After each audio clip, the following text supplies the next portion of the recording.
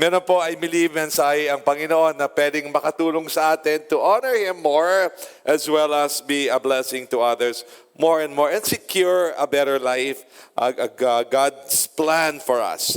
The message of the Lord is entitled, When Wise People Make Foolish Decisions, Wrong Considerations for Making Decisions and Their Negative Consequences. So we want to really be reminded today with the help of the Lord na ang atong kinabuhi depende sa mga desisyon nato.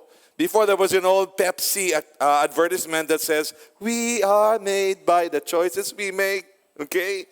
First we make choices and then our choices make us.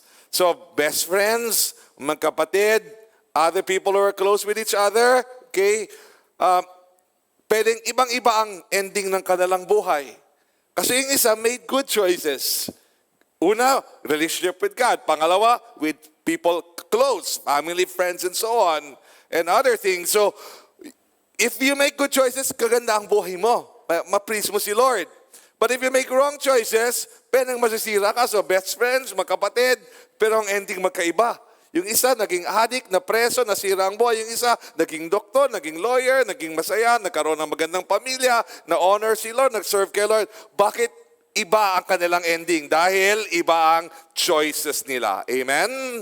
And I pray, I really pray, honestly I pray, you and I will be open to this because every day we make choices and our choices can affect us. Okay? So, sana po makinig tayo. Pakisabi talabi mo, makinig tayo. Making good and godly decisions is very important. They are the steps that bring people higher. They move them forward into greater things for the glory of God and for their good.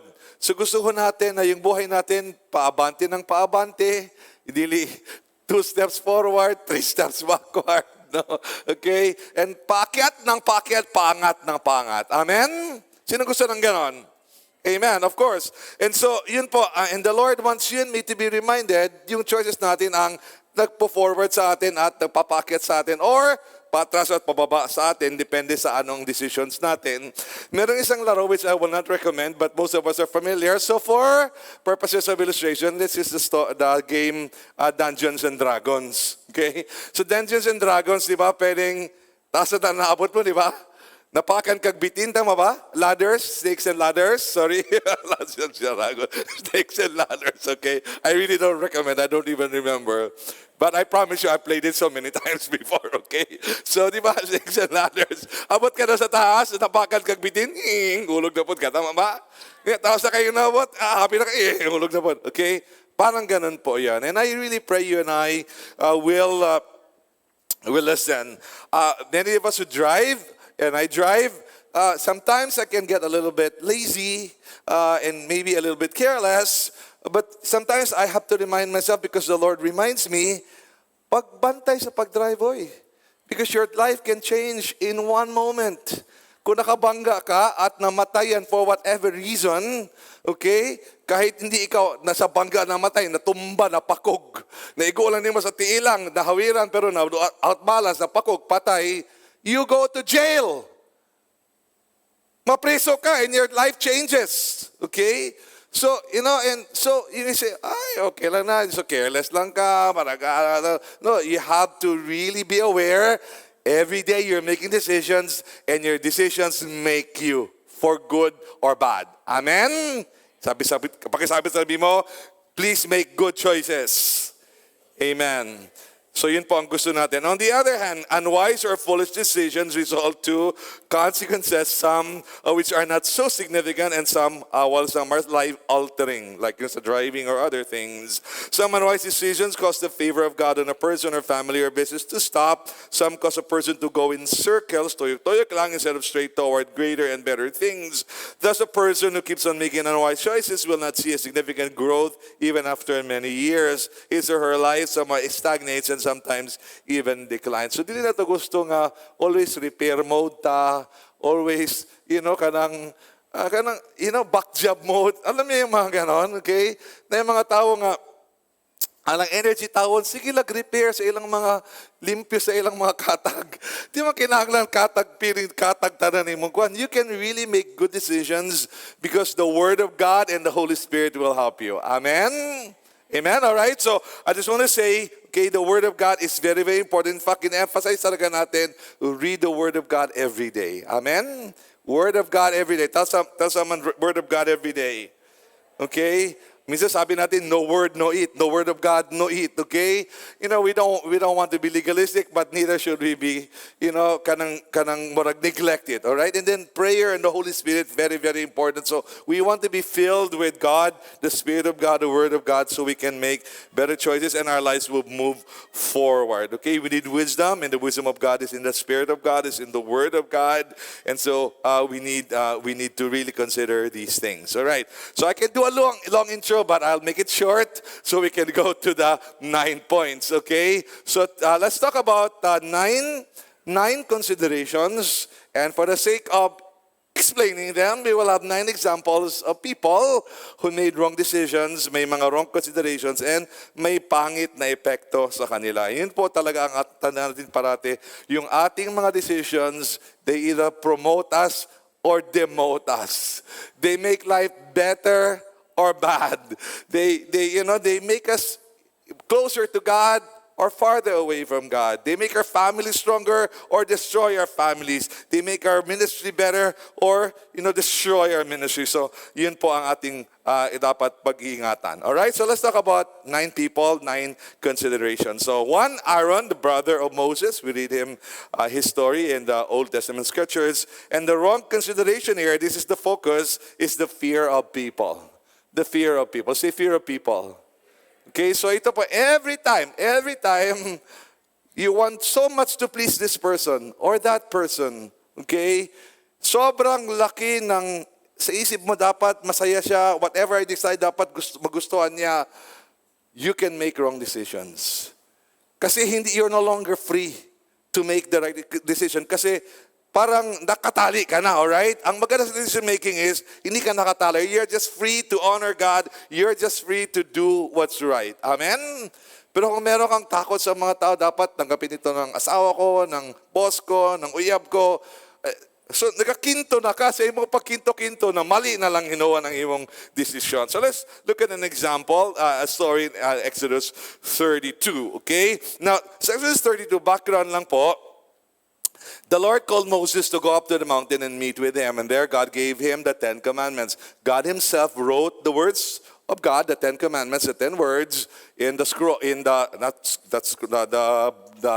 yung tablet nila, it's bato basically, okay? But anyway, God gave the 10 commandments, but matagal yung process na yon, and na-impatient ng mga tao on the plain, ang natira sa kanila si Aaron, and they demanded that mag-set up ng parang representation daw ni God.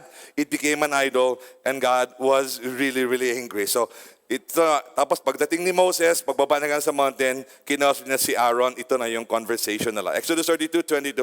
Don't be angry, sir. Referring to Moses, Aaron answered, you know what, that these people are evil. They said to me, we don't know what happened to this Moses who brought us out of Egypt. Make gods first, they will lead us. So I told them to take off any gold they were wearing. They gave it to me. They threw it into the fire, and out came this calf.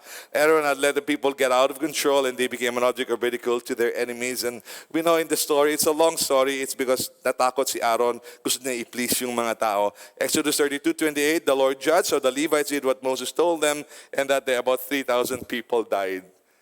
Okay, needless deaths.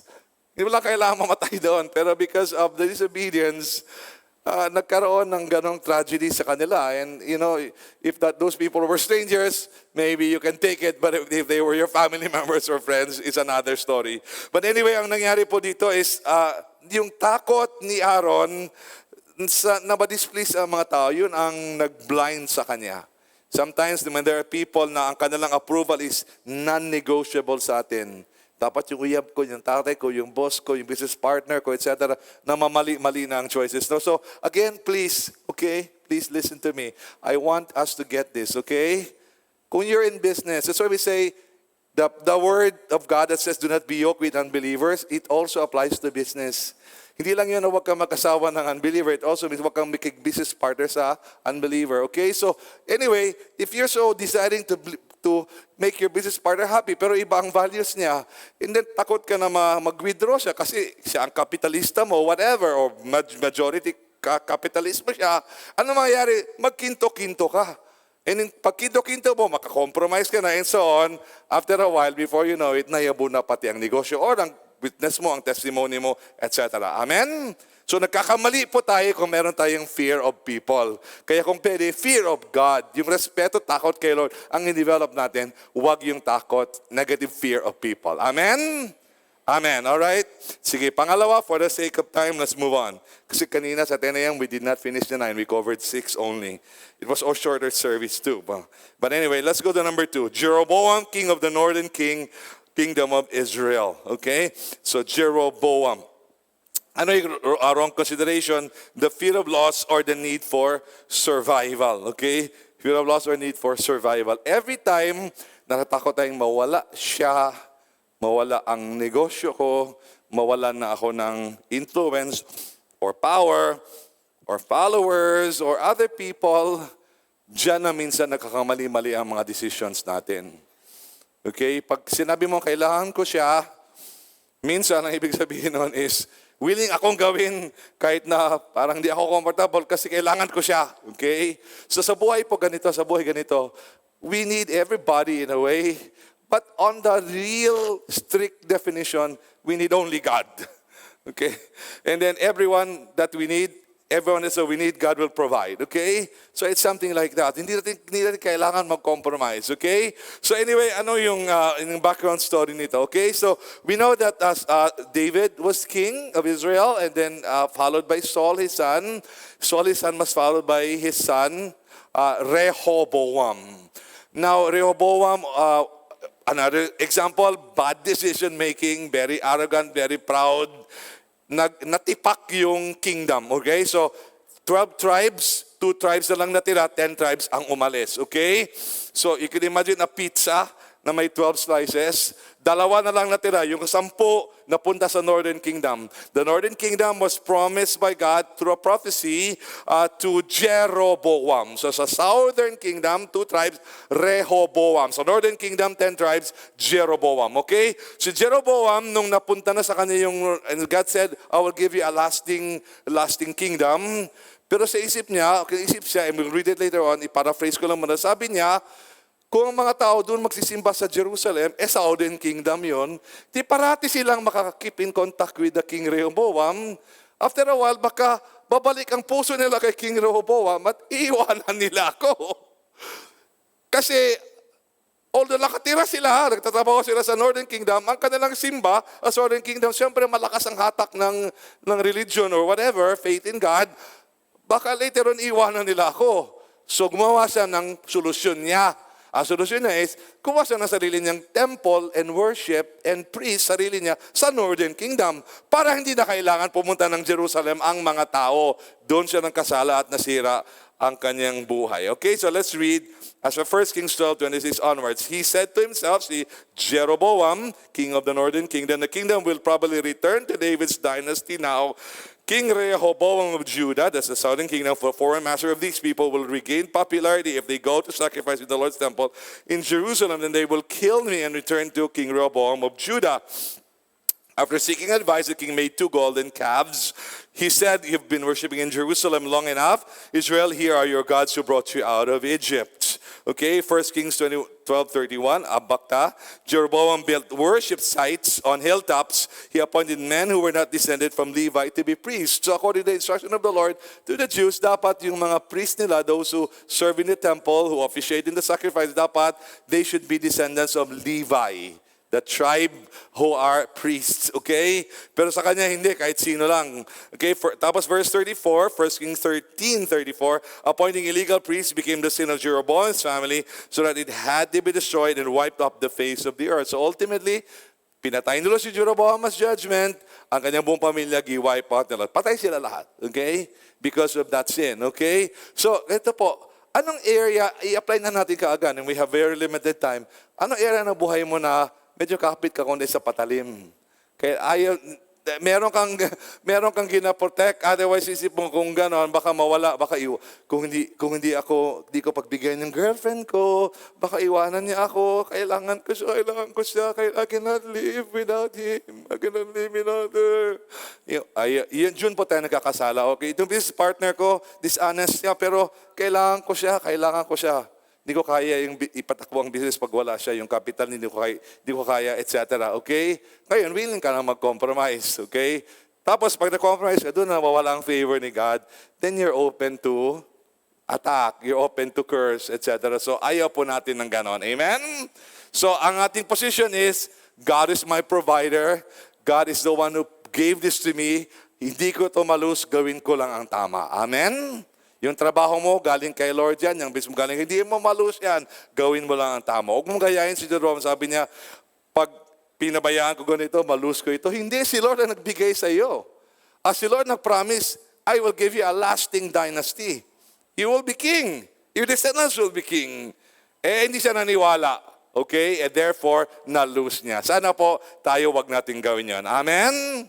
Amen. All right, let's go to number 3.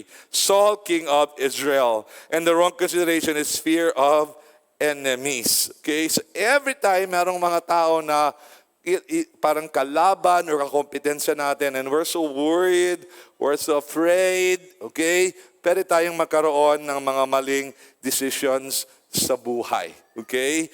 If you are so worried about your competitors, if you are so worried about other people who are rising in your company, in your field, in your department, etc., pwede kang magkamali. Suddenly, nag-dirty play ka na ng konti. Suddenly, hindi mo alam, hindi mo napapansin, sinisiraan mo na siya. Suddenly, meron ka ng mga hindi na mga tama na mga moves. Bakit? Because you're afraid of your enemies, your competitors. Okay? Pag ganun po, pwede talaga tayong magkamali ng dapat. We have no fear except the fear or the respect for God. Basta din ang 1 Samuel 13:9 onwards. Okay? And background na lang pala muna ulit. Okay? So before the event was the Lord sent King Saul, a prophet by the name of Samuel. Okay? Samuel said, "Wait for me, do not offer the sacrifice." Okay? There's a right time for that. And then there's a right person for that. And the right person is not you, because you're the king, you are the political leader. I'm the prophet and priest. I am the religious leader, okay? So the offering of the sacrifice is for priests to do and prophets to do, not for kings to do. Yung makigera, yun sa king yun, okay? Yung mag-offer ng sacrifice offering to the Lord, sa priest yun and prophets, okay? Pero anong ginawa ni Saul? Hindi niya inantay dahil natakot siya. Nag-offer siya ng sacrifice. Ni-usurp na yung authority ng priest dahil takot na sa kanyang mga kaaway. Okay? And so, tinan natin ngayon. 1 Samuel 13:9.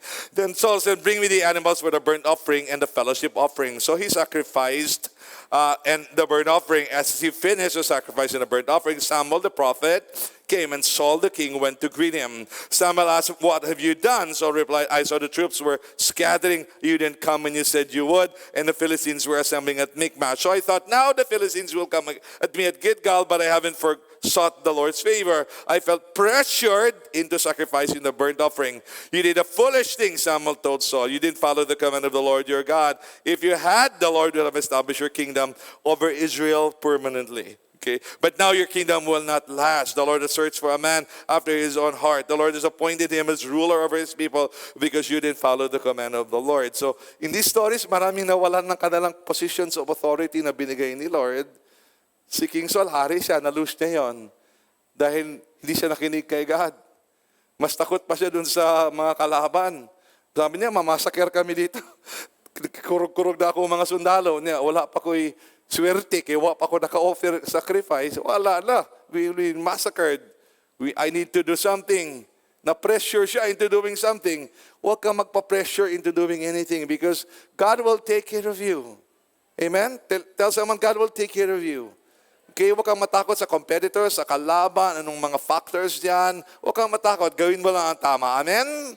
But every time we're threatened by people, insecure sa ibang mga tao, not sure kung makip natin ito or wala na, gano'n, dyan tayo pwedeng magkamali. Amen? So wag po natin gawin yan. We just keep doing what's right, trusting in God. Amen? Amen. All right, let's move on. Number 4, Nathan the prophet. Nathan the prophet. Wrong consideration or reason, wrong assumption that godly works may be done at any time without seeking guidance from God. So, ito, pakinggan natin ito, okay? Ito yung parang may mga bagay na obvious na. Hindi na kailangan tanungin si Lord. Alam na natin ang sagot. No, no, no, no, no. Hindi mo alam always ang sagot. Okay? So, but may mga time na, sa atin ba, sa ating pagka-bright, okay, by the way, when we say when wise people make foolish choices, we're saying, hindi lang yung mga tangaon na klase, yung mga walang alam, kahit yung maraming alam at bright na klase, pwedeng magkamali. Okay? Kaya dapat mag-ingat tayo, always magtanong kay Lord. So, ano yung nangyari dito? Okay? So, ano yung nangyari? Okay? So, tingnan natin, 1 Chronicles 17:1. When David was living, that's David the king of Israel, was living in his house, he said to the prophet Nathan, I am living in a house made of cedar, while the ark of the Lord's house is inside a tent. Nathan told David, do everything you have in mind, because God is with you. But at the same night, God spoke this word to Nathan, say to David, my servant, this is what the Lord said, you must not build this house for me to live in. So sabi ni David, grabe, kaganda ng bahay ko, palasyo. Si Lord, ang bahay ni Lord, tent, social na tent, saka gold ang bahay niya, pero tent pa rin. Okay? Sabi ni prophet, go. The Lord is with you. Okay? Tapos sabi ni God, hoy! No, the Lord is with you. Go. No, hindi siya gagawa ng temple ko. Yung anak niya, hindi siya. He's a man of blood. He's a man of blood. He's a man of violence. Defiled ang kamay na. He must not build my house. It must be someone, a man of peace, not a man of war. So the point here is this, okay? Kay Nathan, tama ang gustong gawin ni David. Puro ang motive ni David. Mag-glorify si Lord sa mangyayari. Anong pwedeng magkamali? What can go wrong? It's all for the glory of God. No. Not everything, okay? So, the point here is dapat magtanong po tayo ng guidance kay Lord. Amen? Alright, so don't just say, okay, for example, na iban, mingon nila, okay, gusto na ko mag-alagad kang Lord. Yung uban, sabi nila, kanang magbalik na si Jesus, so hindi na ako magtrabaho, hindi na ako mag-vision na lang ko, and magkatulong ako sa bukid, dito na ako magwali na lang ko every day, etc. No. You don't just make those choices. Dapat magtanong parati kay Lord. Amen? Dapat ang ginawa ni Prophet Nathan, pag sabi sa kanya ni David, gusto kong gawin to, sabi ni David, parang maganda yan, sir. Sige, ipag-pray natin, sir. Ayun, yun dapat ang sagot niya. Imbis na, tama yan, sige, gawin mo. God is with you. No. You cannot just say God is with you. Amen? So, yun po, kailangan po magtanong kay God, dili magpataka o abansi. Amen? Same with many things. You want to start a business, you want to start a relationship, you want to do this, do that, ask God. Okay? Because not everything it seems obvious and clear.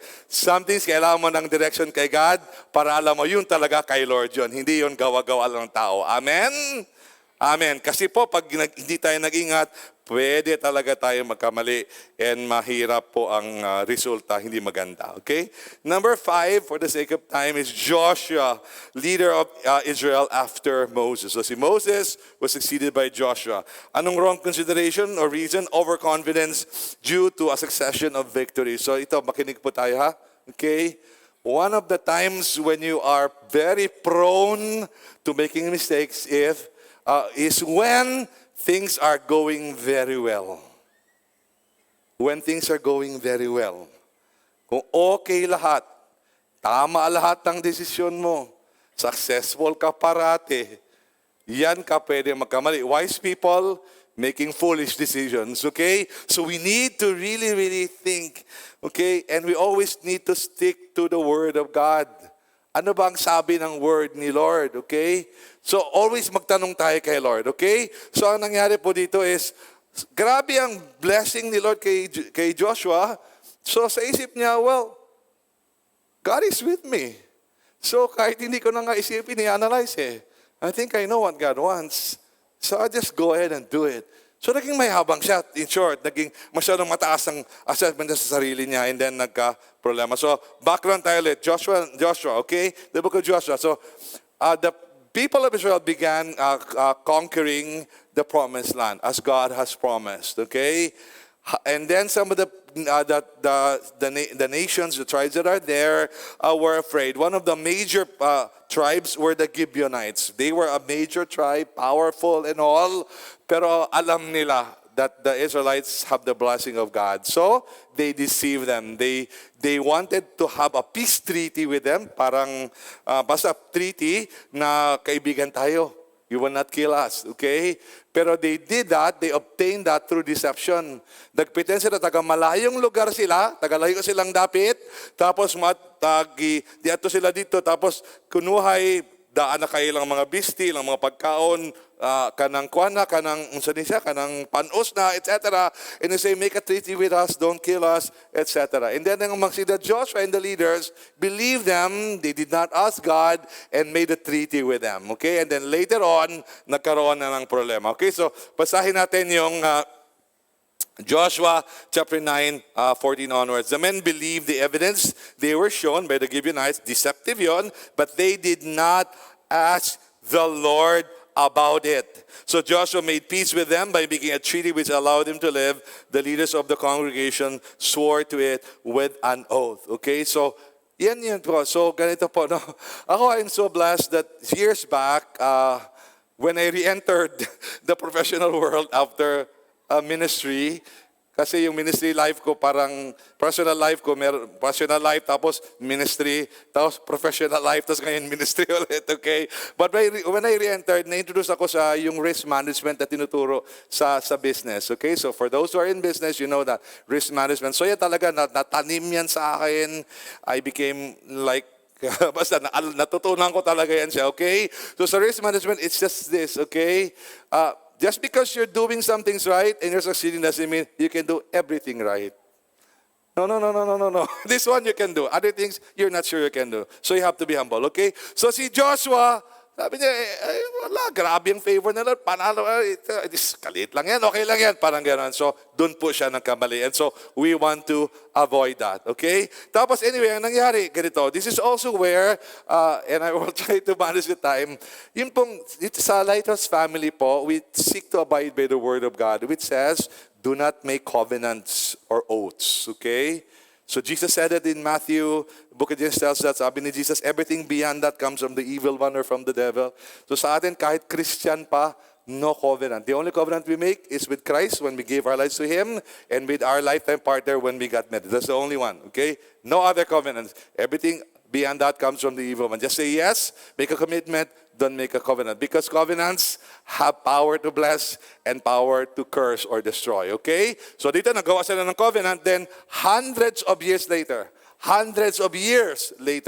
buhay pa yung covenant. It's eternal. It will not die. It will seek you to bless you if you do what's right. It will seek you to destroy you or punish you if you do what's wrong. So, ito po ang nangyari. Okay? So, background ulit. Okay? Background ulit. So, si Saul, so panahon pa ni Joshua, okay, remember? Moses, Joshua, tagal na yun, noon pa yun. Tapos yun, sa Samson and all the others yung mga kasunod, okay? So anyway, si Saul, nung siya naging hari, pinangpapatay na yung mga Gibeonites. Pero di ba nag-promise sila na hindi nila patayin?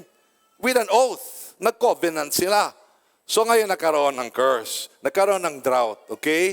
3 taon, and then finally God answered their query bucket, okay? 2 Samuel 31:1. In the time of David, there was a famine for 3 successive years, and David asked the Lord's advice about it. The Lord answered, it is because of Saul and his family. They are guilty of murder because they killed the people of Gibeon. The Gibeonites were not a part of Israel, but were left over from the Amorites. So the Israelites had sworn to spare them.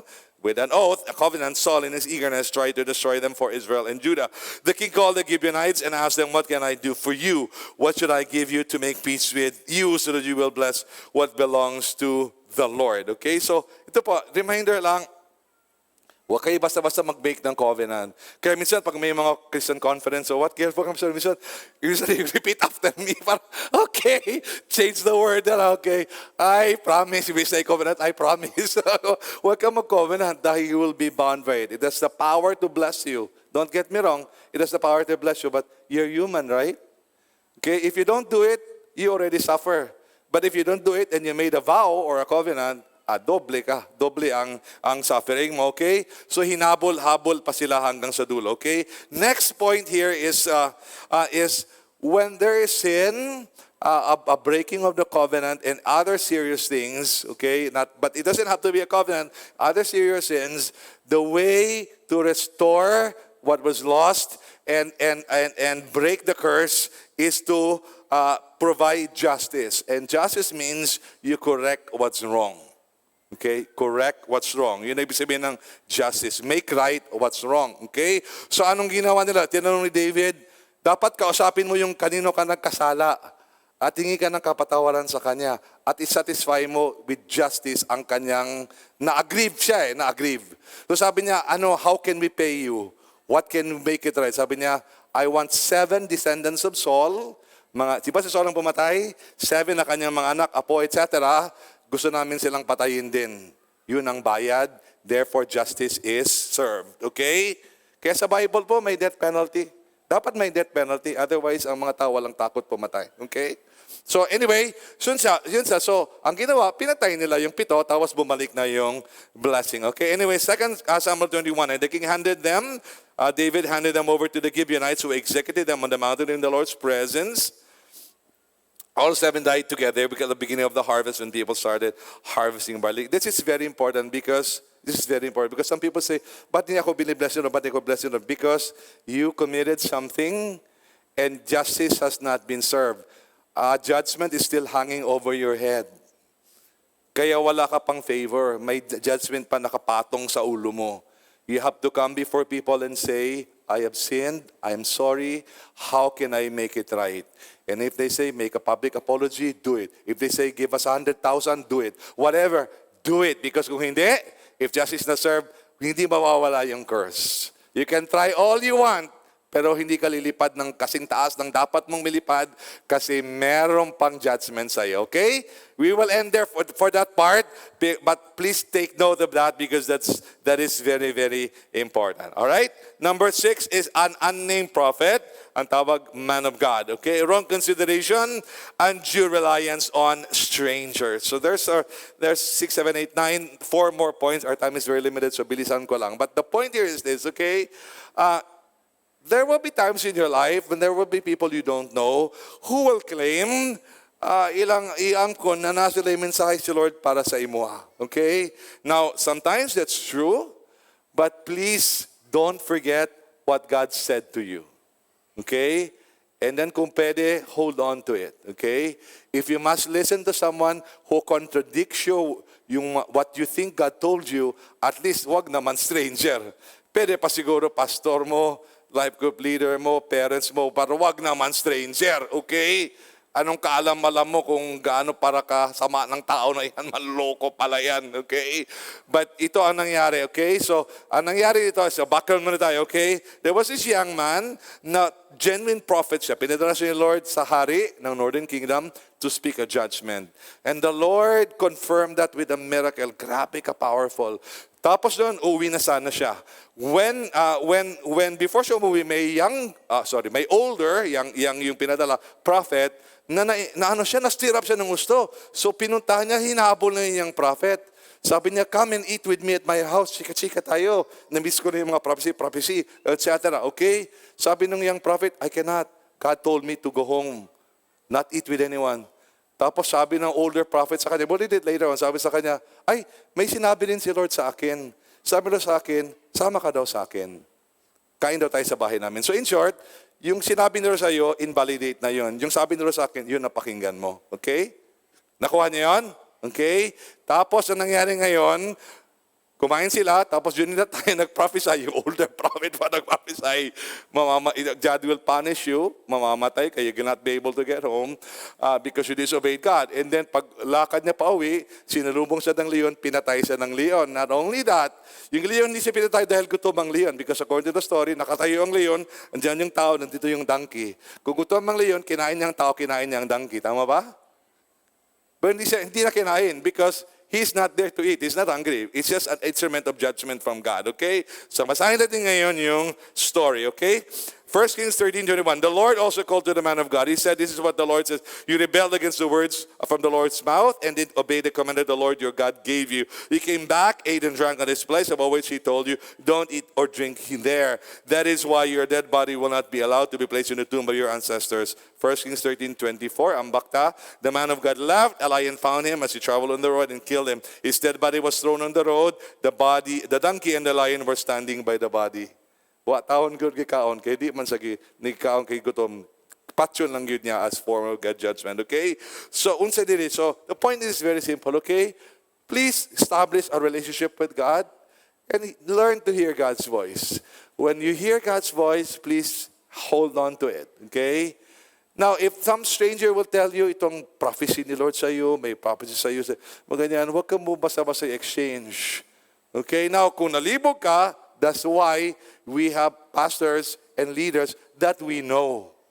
You know me, I know you. Okay? We know each other, okay? So I'm not a stranger to you. You can ask me. Pero just anyone, hindi po kayo sa Lighthouse.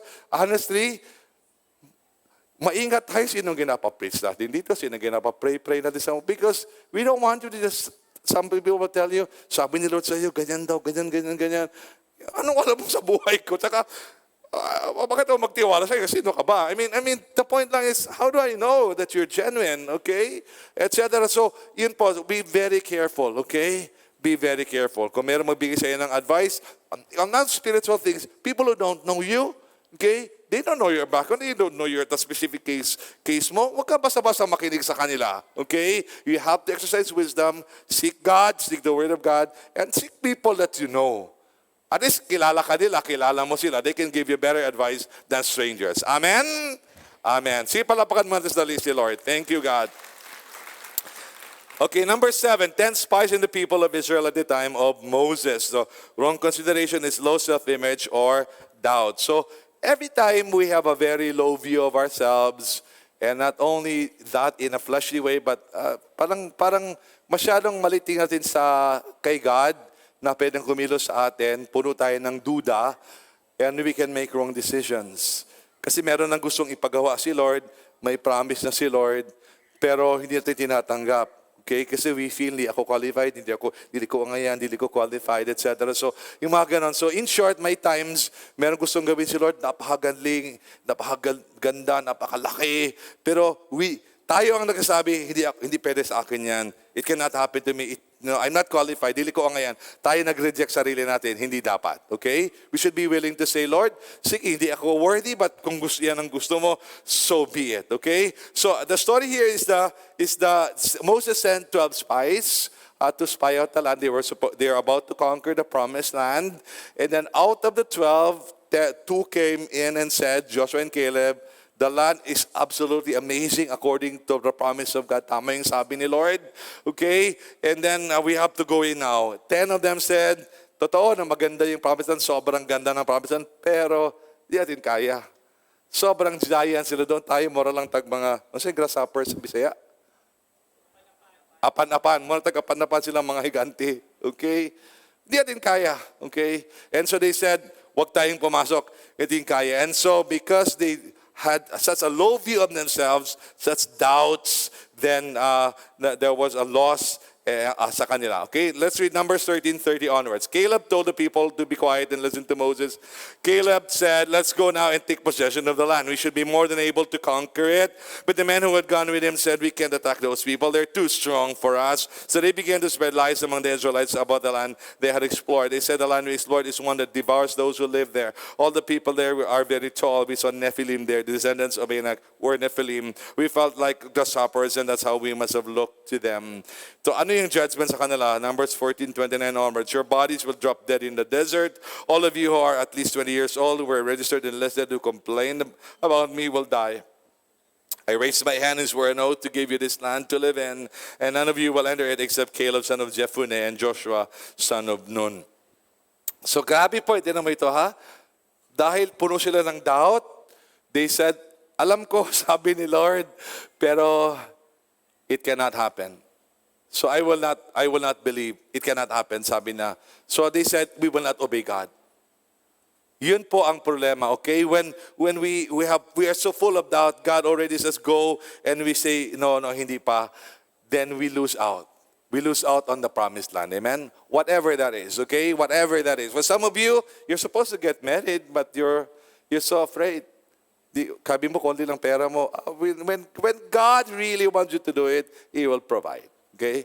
God wants you to start a business. God wants you to start building a house. You're saying, wala pa ako ganong pera. Hindi pa ganong karami na ipon ko, whatever. When God really gives you a word, God can make it happen. Okay? Pero sabi mo, kailangan ko na 1 million mo na. Yan ang problema, puno ka ng duda. As if kakayahan mo ang mag-bless sa'yo. Hindi mo kakayahan. Si Lord ang mag-bless sa'yo. Amen? But so many times we say, no, it cannot be. And therefore, it does not happen. And na-miss out natin ang blessing and promised land. Huwag po natin i-allow yun. Amen? Amen. Number 8, last 2 na lang po. Tayo natin tapusin. Simeon and Levi, sons of Jacob. Anong wrong consideration? Offense and desire for revenge. Okay? Every time meron tayong samaan ng loob, nagdumuta, gusto na manimalos, dili pwede nga, sorry lang, laway lang, dili pwede manimalos ko. Iyan po, diyan magkamali tayo niyan. So that's why, imagine mo yung Lord's Prayer, prayer tinurusan ni Jesus, it's supposed to be our prayer every day. Sabi niya, every day, pray, forgive us our sins, as we forgive those who have sinned against us. Every day, ipag-pray mo yan because minsan talagang lalaki sa ulo natin ng anger. Okay? So anyway, si Jacob had 12 sons, 12 ba?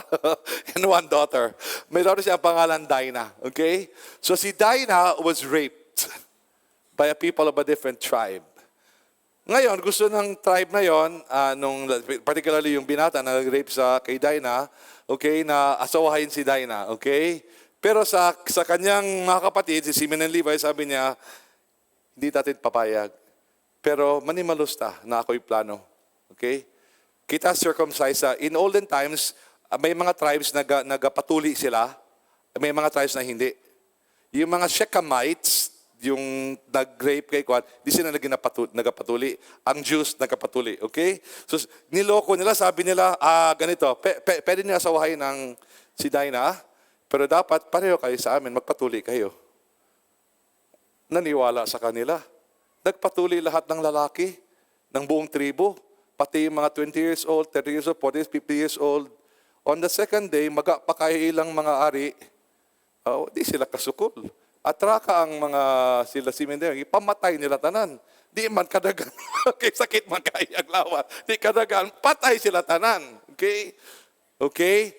Pero ang point dito is, dahil meron silang offense and desire for revenge, na blinded sila, gumawa sila ng hindi tama. Bumatay sila ng sobrang daming tao, pati yung mga walang kasalanan, pati mga hayop, pinatay nila, mga property, ninakaw nila, sobrang mali. In fact, only because of the mercy of God, sabi ni Jacob sa kanyang manak, hindi niya balang sa ginawa. Remember hindi tayo taga dito. Dayo lang tayo dito. Sila lahat taga dito. Pagtabangan ta nila, hurot tatanan, wapa mo kabalo. Giatakan niya sila, bagsabot na sila tanan, hurot ta. Okay, gaano man na pinataka man mo, okay? So anyway, basahin natin, Genesis 34, we will give our consent to give you only one condition, every male must be circumcised, and we'll give our daughters to you, etc. Okay, in verse 34, all the men who had come to the city agreed with Hamor, they were circumcised, and then on the second day, while they were still in pain, yun, attack sila, gipatay sila, etc. And then of course, may punishment kay Simeon and Levi, verse 49:5, Simeon and Levi are brothers, the swords and weapons of violence. Mas scatter daw sila sa among the nations, etc. So merong imbis na the tribes will live together, sila ay nagkalat. And it's because of their sin. Okay? Last na lang po, can we have the musicians? Okay? Felix, governor of Judea under Roman rule. So ito siya, hindi na siya Hudyo. Okay? Under servant ng Roman, iba-iba ang sabi ng kung sino talaga yun, black ba yan siya o whatever. But he was non-Jewish, okay? Siya ang ni-appoint na governor ng emperor, governor ng Judea. Okay, anong Roman consideration? Ito ang punto natin, hindi si Felix. Postponing making a decision, perhaps waiting for a best time, okay? So every time nanay enough reason and basis to make a decision, and we keep postponing, we may be making a big mistake and we can lose out on something very important. Okay? So si Felix, share na siya sa Word of God, pero wala siya nagdawat kay maybe nagulat siya for a best time. Acts 24:24. Some days later, Felix arrived with his wife Drusilla, who was Jewish. He sent for Paul and listened to him talk about faith in Christ Jesus. As Paul discussed the subjects of God's approval, self-control, and the coming judgment, Felix became afraid and said, "That's enough for now. You can go. When I find out, I'll send for you again." At the same time, Felix was hoping that Paul would give him some money. For that reason, Felix would send for Paul rather often to have friendly conversations with him. So, nagsako siya, desire for money, but he was also open and desiring, pero uncommitted siya. Okay? Maybe he was waiting for a best time nga makonvince na good siya, etc. Okay? So if you're here today, you know you should give your life to the Lord, then please go.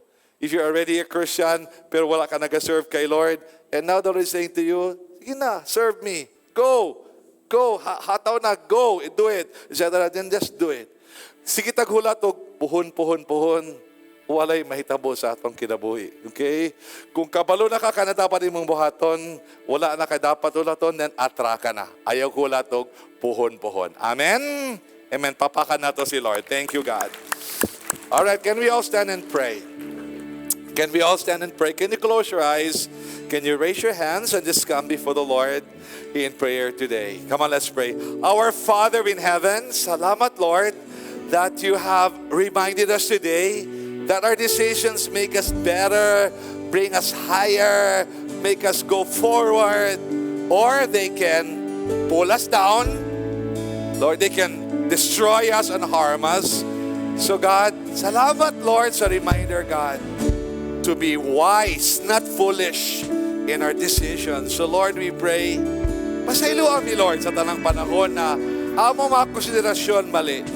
Forgive us, God. Help us, God, we pray. In Jesus' name. Right now, would you respond to God?